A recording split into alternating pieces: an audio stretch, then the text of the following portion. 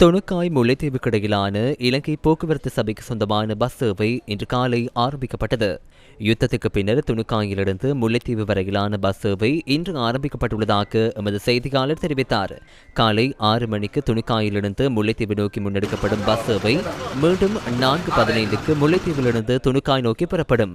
வன்னி மாவட்ட பாராளுமன்ற உறுப்பினரும் துணுக்காய் பிரதேச ஒருங்கிணைப்பு குழு தலைவருமான செல்லத்தம்பி திலகநாதன் உள்ளிட்ட பலரும் இதன்போது பிரசன்னமாக இருந்தனர். இன்றைய தினம் எமது துணுக்காய் பிரதேச செயலர் பிரிவில் உள்ள துணுக்காய் கிராமத்தில் உள்ள எமது பஸ் நிலையத்திலிருந்து முதலாக இந்த எமது இலங்கை போக்குவரத்து சபையினுடைய பேருந்து ஆனது இன்றிலிருந்து ஆரம்பிக்கப்பட்டுள்ளது. பஸ் நிலையம் அமைக்கப்பட்டதிலிருந்து இதுவரை காலமும் இந்த பஸ் நிலையத்திலிருந்து எந்த ஒரு இலங்கை போக்குவரத்து சபையினுடைய பஸ்களோ ஏனைய போக்குவரத்து வாகனம் இங்கிருந்து செல்வதென்றால் மாங்குளம் சென்று அங்கிருந்து தான் மீண்டும் முல்லைத்தீவுக்கு செல்ல வேண்டிய ஒரு துர்ப்பாக்கிய நிலை காணப்பட்டது.